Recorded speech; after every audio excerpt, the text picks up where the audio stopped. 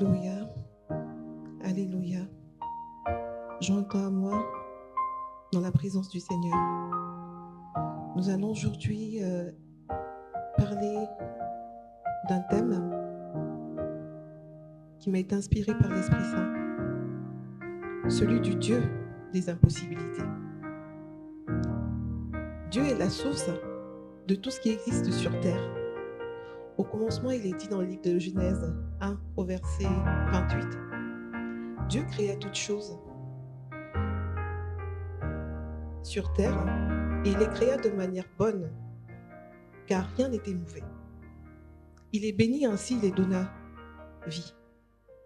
Pourquoi, mon frère, ma sœur, lorsque tu es dans les difficultés, lorsque tu traverses des tourments, tu ne te tournes pas vers ton Père Créateur?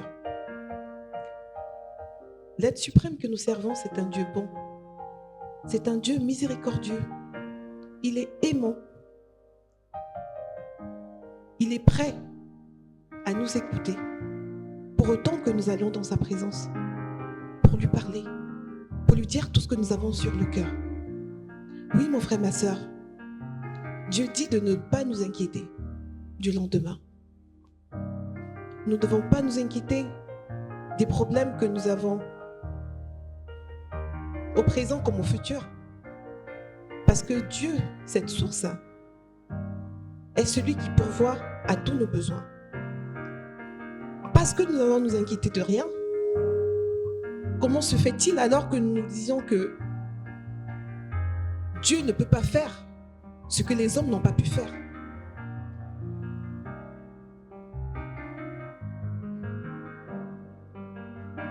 Il nous recommande de nous inquiéter de rien. Car effectivement, c'est le Dieu des impossibilités. C'est le Dieu des cas difficiles. C'est celui des maladies incurables.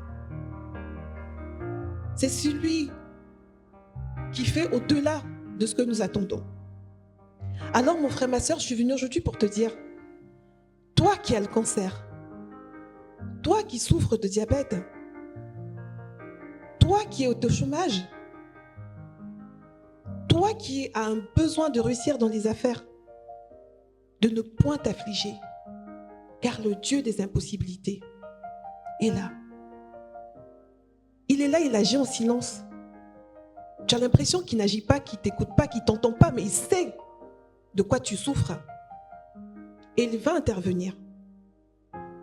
D'aveugle, tu peux devenir voyant. Oui, tu peux devenir voyant. Car Dieu, il agit. Et il agit en son temps. C'est un Dieu patient. C'est un Dieu qui ne se presse pas. Ce n'est pas à toi de lui dire d'agir dans ta vie, mais il agit. Il sait aussi le chemin qu'il prend pour t'emmener là où tu dois arriver. Il doit t'emmener sur le chemin de ta destinée. Et ce n'est pas parce que tu lui as demandé.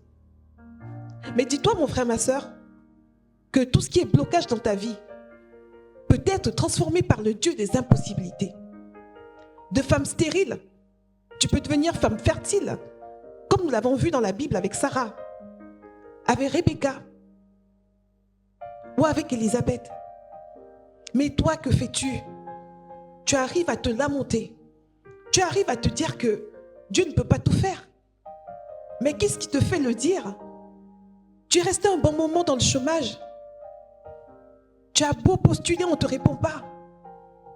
Et tu te dis, Dieu ne peut pas tout faire. Sache que là, tu es en train de pécher contre Dieu.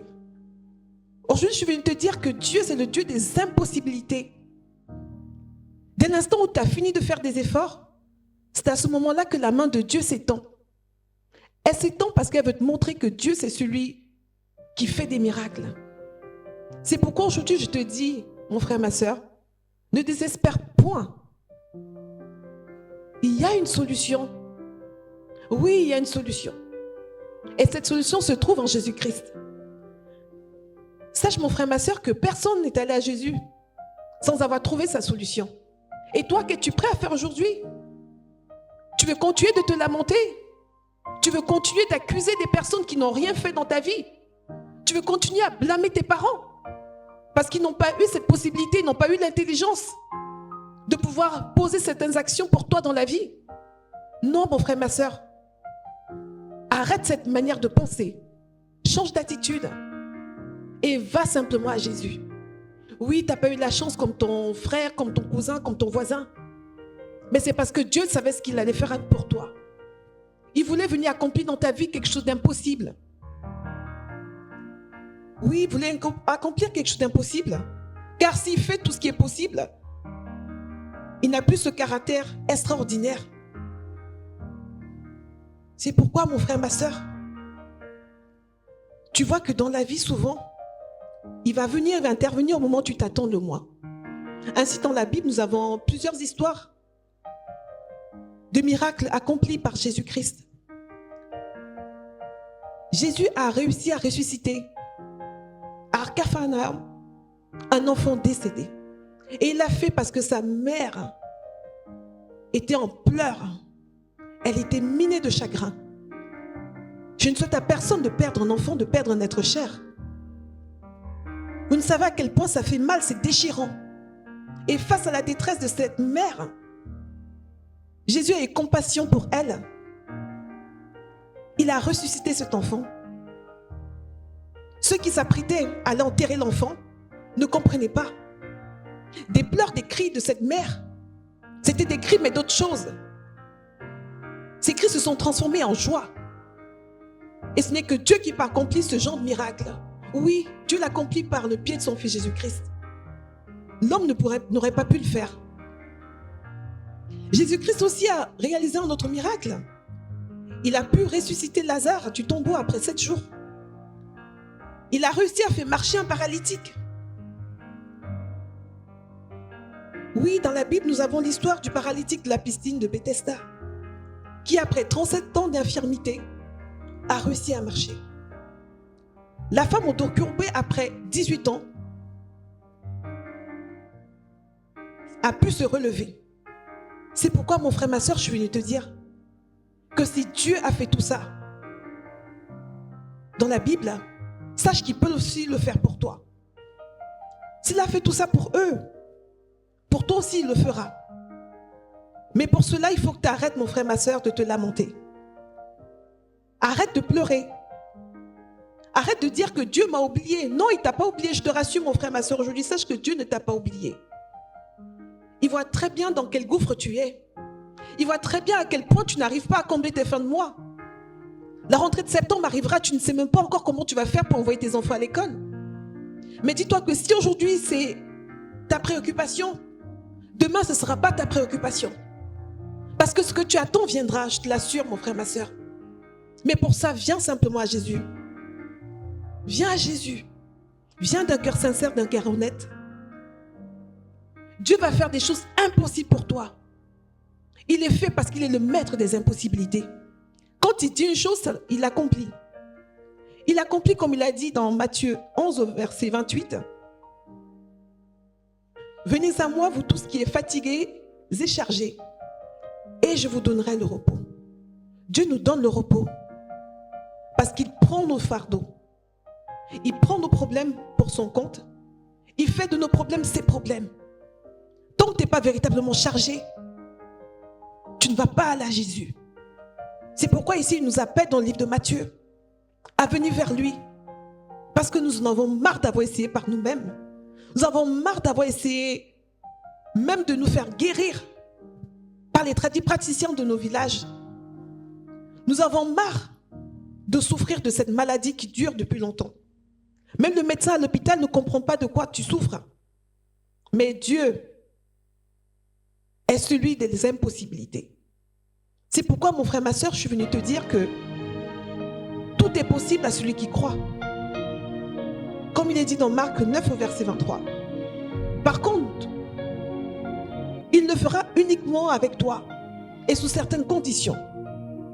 Que tu reviennes à Dieu. Que tes problèmes te rapprochent de Dieu. Oui, tes problèmes doivent te rapprocher de Dieu. Tu dois aussi être dans sa présence. Tu dois accepter Jésus-Christ comme Seigneur et Sauveur dans ta vie. Que tu fasses de lui le maître de ta vie. Que tu y aies confiance en lui. Que tu te répandes de tes péchés et décides de ne plus retourner vers ce que tu faisais de mal. Lorsque tu reconnais la Trinité qui existe dans le Père, notre Seigneur, qui a créé toutes bonnes choses à son temps, tu sais que d'après ces 3 dimensions, que sont celles du Père, du Fils et du Saint-Esprit, il est le Maître suprême. Il est celui qui peut donner vie à ce qui est mort. Mais pour cela, laisse-le entrer dans ta maison.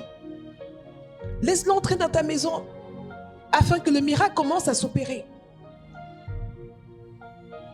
C'est lui qui nous donne le souffle de vie. Jésus-Christ a accompli des miracles dans la Bible.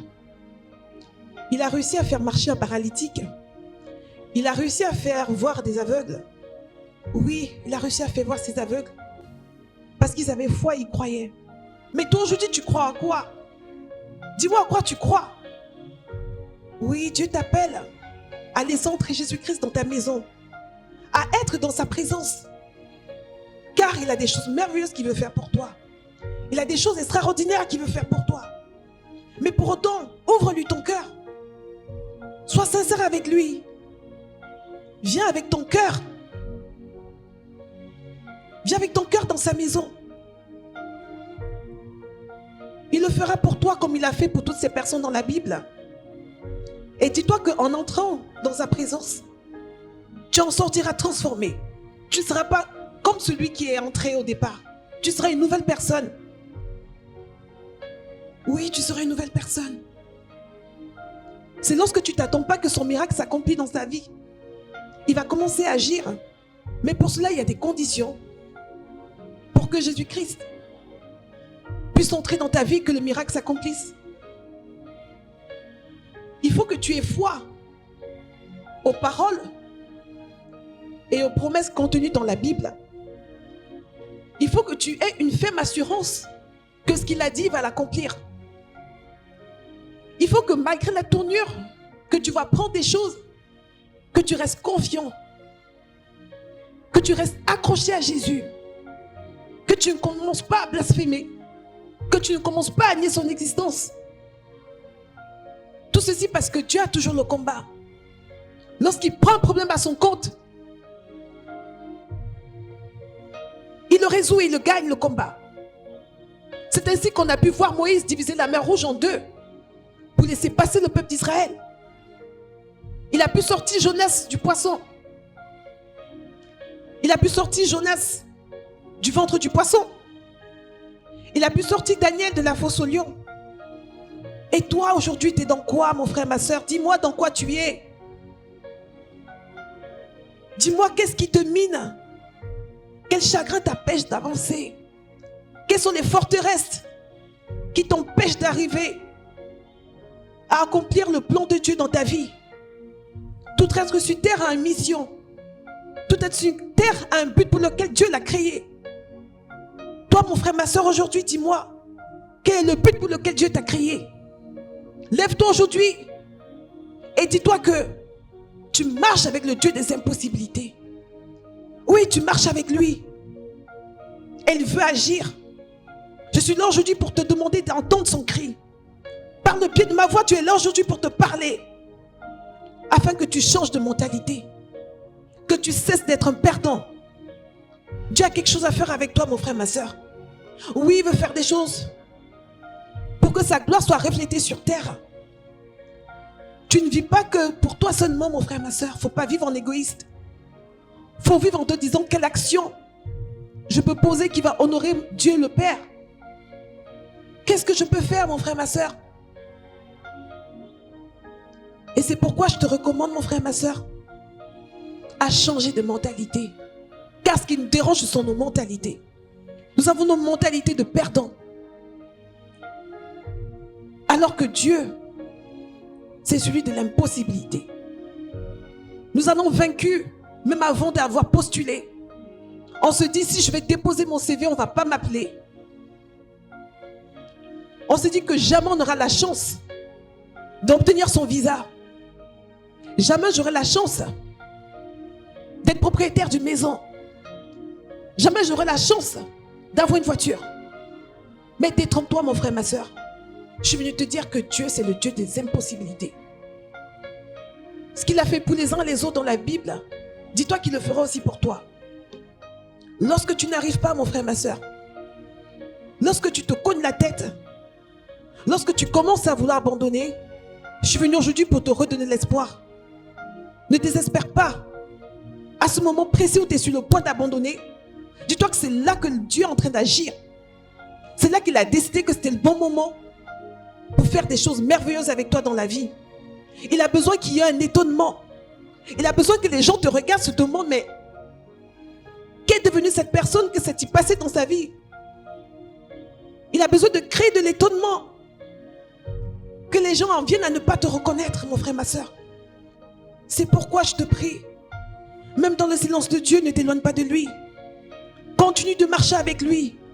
Continue de croire à ses paroles. Continue de croire à ses promesses.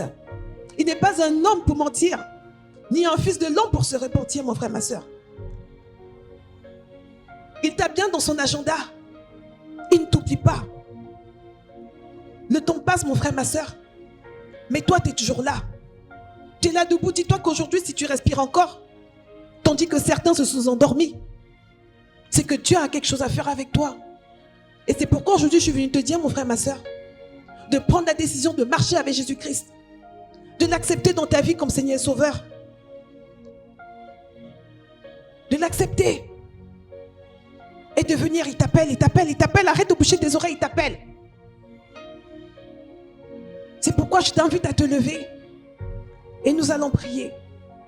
Nous allons prier pour que le Dieu des impossibilités puisse agir dans ta vie, qu'il puisse transformer, qu'il puisse guérir,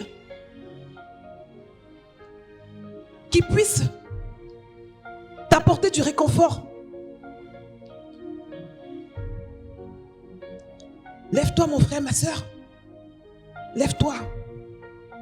Tu mets la main sur la tête, tu mets la main sur le cœur, là où tu as mal. Et nous allons prier ensemble. Nous allons prier pour que le Dieu de l'impossibilité fasse un miracle dans ta vie. Allez, vas-y, lève-toi. Mets ta main sur ta tête, sur ton cœur. Ou tu mets la main là où tu as mal. Et nous allons prier. Ô Père Dieu Tout-Puissant, Père Créateur, nous te remercions, Papa, pour le souffle de vie que tu nous as donné en ce jour, Père. Nous prions, Papa, afin que toute maladie qui mine le corps de tes enfants, Père, soit aujourd'hui renvoyée dans le monde des ténèbres dont elle est venue. C'est pourquoi je prie pour toi qui es atteint de VIH, que tu puisses trouver la guérison au nom de Jésus. Je prie pour toi qui es atteint de diabète, que tu obtiennes ta guérison aujourd'hui au nom de Jésus. Je prie pour toi qui as le diabète, que tu puisses aujourd'hui être guéri dans le nom de Jésus. Je prie pour toi qui souffres d'hypertension, que tu puisses être guéri aujourd'hui au nom de Jésus. Je prie pour toi qui est aveugle, de retrouver la vue au nom de Jésus. Je prie pour toi qui est stérile. Ça fait des années que tu cherches à avoir des enfants. Tu fais l'objet de moqueries de la part de ton entourage. Je prie aujourd'hui pour que ça cesse dans le nom de Jésus. Pour toi qui cherches un travail, je prie pour que le Seigneur fasse des miracles. Viens transformer ta période longue de chômage en une période où tu auras un travail au nom de Jésus. Je prie, mon frère, ma soeur, toi qui es atteint de cancer, que tu obtiennes ta guérison aujourd'hui au nom de Jésus. Pour toi qui es atteint de diabète, je prie pour que tu obtiennes ta guérison au nom de Jésus. Pour toi qui souffres d'hypertension, je prie pour que tu obtiennes ta guérison au nom de Jésus. Pour toi qui es stérile, qui cherche des enfants depuis des années, tu en as marre des moqueries, je prie pour que tu obtiennes ta guérison au nom de Jésus. Pour toi qui es atteint d'hépatite A, hépatite B, hépatite C, que tu obtiennes ta guérison aujourd'hui au nom de Jésus. Pour toi qui veux te suicider, je prie pour que le diable, Satan qui veut te pousser à passer à l'acte, puisse aujourd'hui te délivrer au nom de Jésus. Pour toi qui veux divorcer avec ton mari, je prie pour qu'aujourd'hui, tu retrouves espoir au nom de Jésus. Pour toi qui n'es pas encore marié, Je prie aujourd'hui au nom de Jésus que cette année ne finisse pas comme elle a commencé.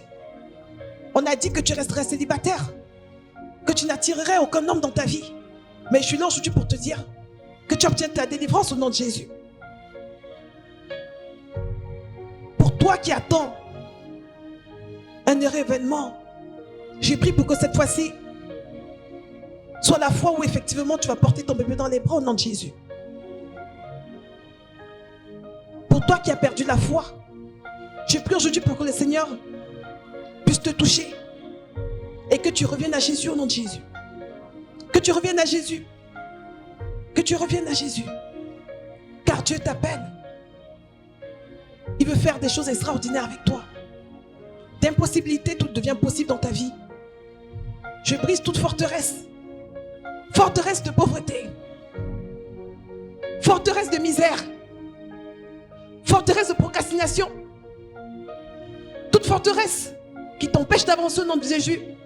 Je déclare et je déclare que tout ceci est brisé au nom de Jésus. Amen. Amen.